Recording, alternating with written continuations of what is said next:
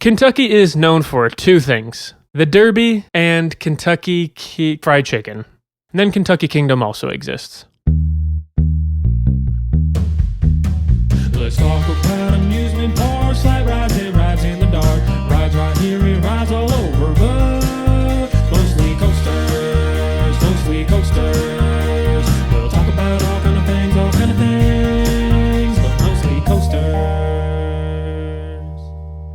In today's top 10 list, we're going to be looking at my top 10 favorite rides at Kentucky Kingdom. This park does not feature a ton of attractions, but when it comes to their top 2 in particular, well, those rides are just world class. In addition to their roller coasters and variety of flat rides, Kentucky Kingdom also features a Hurricane Bay, a full water park that is included with park admission. I have only ridden 3 rides at Hurricane Bay, because both times I visited Kentucky Kingdom, I have prioritized their roller coasters, and any other rides that I was able to get on were just an extra bonus. I mainly hit up other rides that were nearby, had a shorter wait, or if they were just particularly eye-catching. So there may be some decent rides that miss this list. That's hard to say. Miss this list. Solely due to the fact that I haven't ridden them. But enough blabbering, let's get into the list. Starting us off at the number 10 spot, we have Roller Skater, a Vekoma Jr. coaster. This small family coaster features mild twists and turns at relatively slow speeds, so it doesn't really offer any thrills for me personally. It does, however, offer a nice setting over a creek surrounded by trees. This is a great starter coaster, and I dive deeper into why that is in my full review of Vekoma Jr. coasters. For number 9, we'll head into the water park for Tornado. This is one of those funnel raft slides that you'll find at most water parks, and these are always pretty fun. This slide offers a nice first drop, some mild floating sensations up the sides of the funnel, and a pretty violent splashdown before exiting the funnel. This ride would be better if it were a bit longer, with an extended enclosed section prior to the first drop, like what other similar slides offer. Staying in the water park, number 8 is Deep Water Dive. This is a massive trapdoor body slide. It seems like nowadays every single park has one of these types of slides, but this one in particular still holds up as one of the more frightening. This slide is 120 feet tall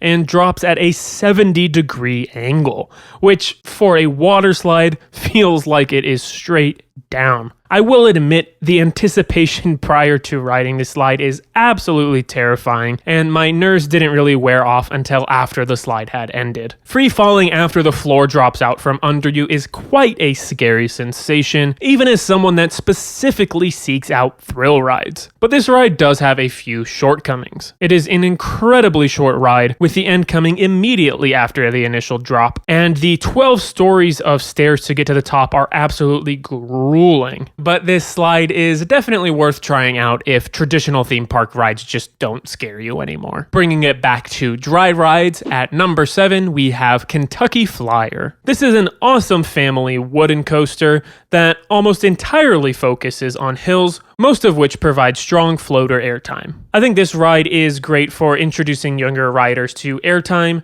and it's a great introduction to wooden coasters as well. This coaster is pretty smooth, but it does still feel less controlled than most steel coasters. Kentucky Flyer is very fun. It's a really good step-up coaster from Roller Skater, and anyone that enjoys airtime at all will enjoy this coaster. Its only downside is that it is also a bit short, with roughly 1,300 feet of track and a prime ride time of 29 seconds. And speaking of shorter rides, number 6 is Fearfall, the park's drop tower. And if you've seen any of my recent top 10 lists, you know I have a soft spot for drop towers. Fearfall in particular is on the shorter side for drop towers, only reaching 129 feet and maxing out with a top speed of 45 miles per hour. But this drop tower feels like it has no wind resistance, so you fall very quickly, resulting in a huge stomach dropping sensation. And I don't get that on most coasters anymore, so that's why I really appreciate drop towers and this ride in particular. Fearfall also drops without any warning, as you don't stop at all at the top of the the tower. You are just going up 1 second, and then the next second you are plummeting towards the ground. If you haven't done a drop tower like this, I highly recommend it. Don't disregard it just because it isn't the tallest. On to another solid flat ride. At number 5 is Scream Extreme. This is a Zamperla endeavor, which is essentially a modern version of the Enterprise.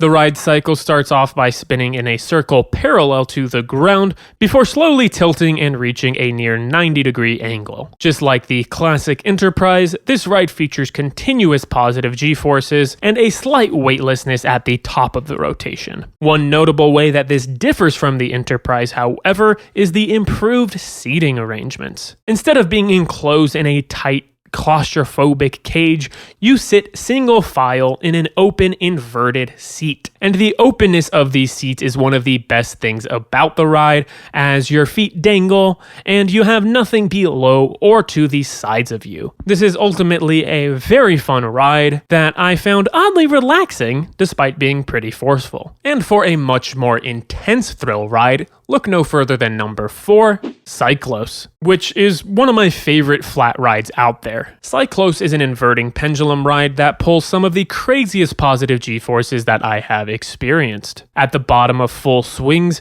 you get pulled down very forcefully in your seat, and you can feel your face skin melting. In contrast, Cyclos also provides sustained floater airtime on swings where you're not inverting, and then some absolutely wild hang time when you are inverting or nearly inverting. The hang time is very sustained, sometimes dangling you upside down for several seconds, and it's surprisingly not uncomfortable. The back and forth between aggressive positive G-forces and negative G-forces can be a lot to handle, as the blood in your body is constantly rushing in and out of your head, so just be warned that this ride can take a toll on your body. Cyclos does also feature different ride cycles, meaning some of your rides you may go upside down more than others, which is fun for variety's sake, but I don't prefer the cycles with fewer inversions. But overall, this is a great ride for intensity lovers, and it is not for the faint of heart, or stomach for that matter. And now it's all coasters from here on out, starting with number 3,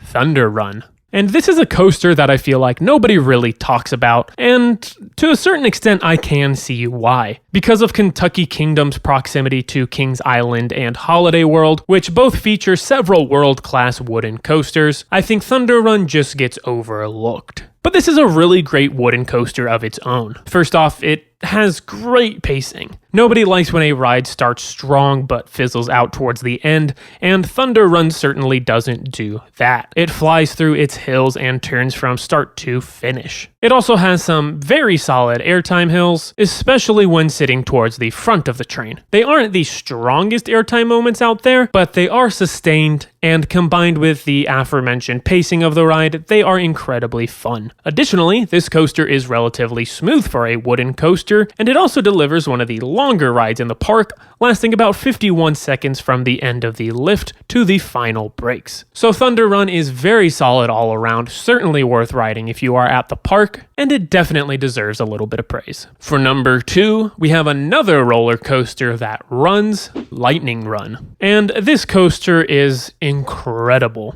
I'll be honest, I didn't love it at first, but I have warmed up to it, and I think that's because I've ridden it since the ride itself has warmed up. This coaster is pretty small for a high thrill attraction, with a height of just 100 feet and 2,000 feet of track length, but it is about as good of a coaster as you can get for that size. This coaster is known for its ejector airtime throwing you out of your seat, which is on full display on the 80-degree first drop, the sustained first airtime hill, and the abrupt series of smaller hills that serve as the ride's finale. Almost every airtime moment feels like it is going to rip you out of your seat, and as an airtime lover, that is exactly what I am looking for. Lightning Run also tosses you around side to side with some solid lateral forces in this fast-paced series of turns and on this particular outward banked off-axis moment. This coaster is just really well designed,